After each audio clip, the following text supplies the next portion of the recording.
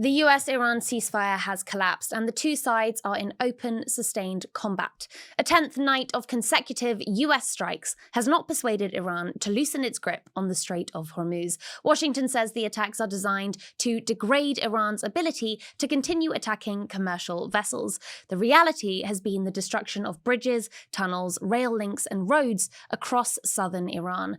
US-Israeli strikes on Iran, plus Israeli attacks on Lebanon during the war, have killed thousands and displaced millions. The latest fighting has drawn American blood for the first time since March. 2 US service members were killed in an Iranian attack on a base in Jordan on Saturday, with another missing and a third killed in Iraq that same weekend. With the US death toll now at 17, the State Department has urged citizens abroad to exercise increased caution. Despite the US onslaught, Iran has emerged with a new weapon on the world stage, not nuclear, not ballistic, but maritime. Who controls the Strait of Hormuz is the unanswered question on which the ceasefire has swayed since its start in April. Iran says it does and has attacked ships passing without its approval. Washington calls these ceasefire violations. So who really broke the ceasefire, and does either side actually want it back? First up, I'm joined by Dr. Fouad Izzadi of the University of Tehran. Dr. Izzadi, welcome to MEE Live. From Tehran's vantage point, what or who broke the ceasefire? Walk us through how Iran sees the sequence of events. The United States did. They violated Article 1 from day one. Pete Hegseth, the Secretary of War, threatened to attack Iran 5 hours after Trump signed the document. Article 1 says both sides should refrain from threatening to attack each other. So the MOU was born dead. Because it didn't last even 24 hours. Article 5 talks about ships going through with Iranian arrangement. And the United States decided to have an American corridor and was forcing ships to go through the American corridor, which is a violation of Article 5 of MOU. It's also a violation of the UN Convention on Law of Seas. Article 17 of UN Convention on Law of Seas talks about ships passing, but it says innocent passage. And in Article 19, it defines what innocent is, which is not threatening the security of the coastal states. The Strait of Hormuz has 2 coastal states. United States is not a coastal state. US is 11,000 kilometers away. They have no rights in the Strait of Hormuz. They may have some rights in Gulf of Mexico, but it's Oman and Iran that are the coastal states. Under the UN Convention on Law of Seas, the countries get 12 miles of territorial waters. 12 plus 12 is 24. The Strait of Hormuz is 21. So we have 3 miles of extra territory. I suppose just on that point, if 12 nautical miles of that territory is Omani water, then what about the US strikes on ships in Omani water? Wouldn't that be a breach of sovereignty on the same terms? No, because the UN Convention on Law of Seas, Article 33, talks about contiguous zone, which is another 12 miles. So that means that Omani territorial waters are also Iranian contiguous zone. Contiguous zone doesn't mean it's your waters. It's obviously not. It's Omani waters.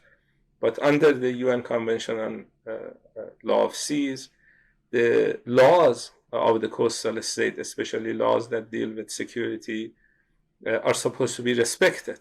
So Iran and Oman should reach some sort of an agreement on what needs to happen there. The United States is upset with Oman. Trump threatened to bomb Oman about a month ago, and we have unofficial news that the United States has frozen Omani assets in American banks to pressure the Omani government.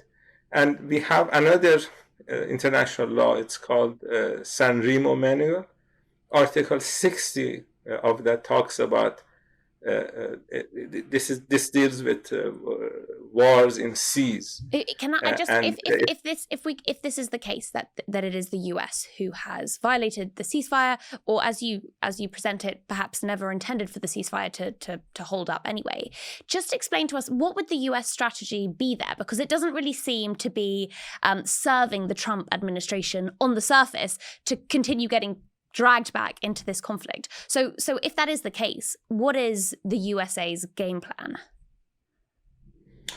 I don't know. This is an illegal war on Iran.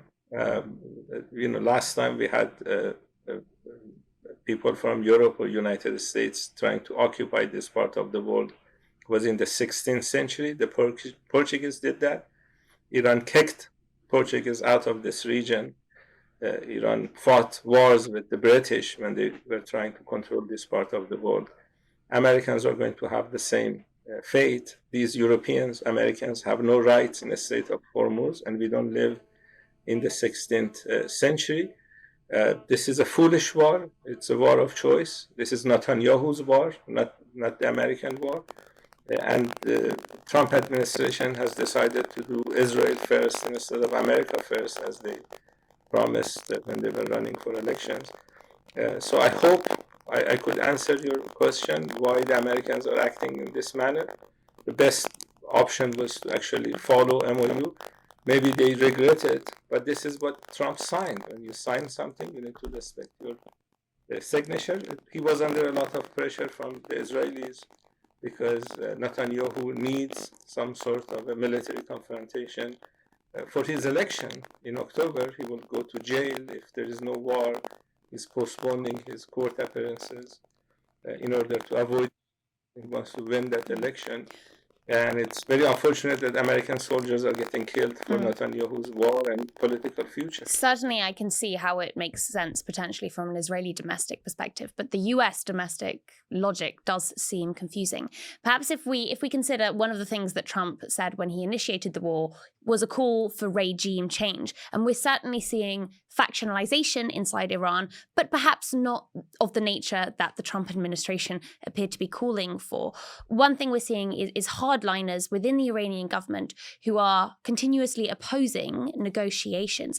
Has the IRGC or hardliners within the Iranian government, have they played a role potentially in hijacking the peace process? No, we have this National Security Council, and the Iranian military is under civilian direction, and they follow orders that comes from the National Security Council. We do have regime change, but not in Tehran, in the Strait of Hormuz. Iran is not going to allow the Americans to use the Strait of Hormuz to attack Iran. We have lost more than 3,500 civilians. We have lost billions of dollars worth of damage that was inflicted on Iran illegally.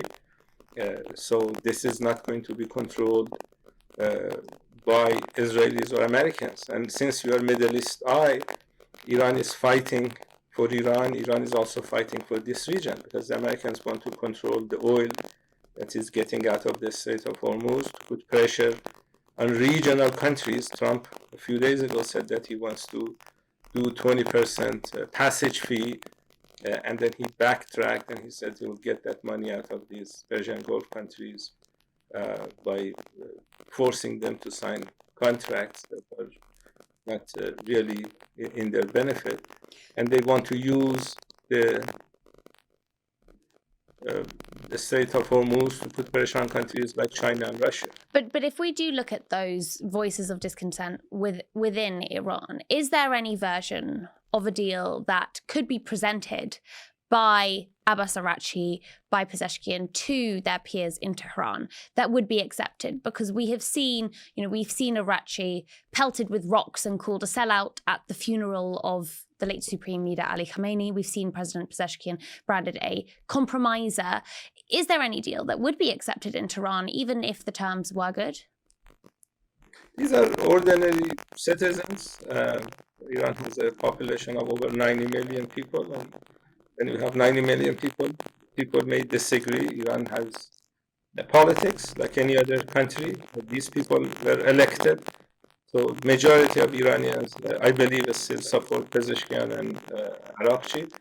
We have to wait for the next round of elections to see what will happen. But these are reformist people, reformist candidates. They won the election. They are doing negotiations, and the people who matter in terms of decision making are on the same page. You have some citizens that think that they have given too much, and in a democracy, people get to express their voice. I don't like people shouting at politicians, but this happens in Iran and many other countries. Dr. Fouad Izadi, Associate Professor of American Studies at the University of Tehran. Thank you.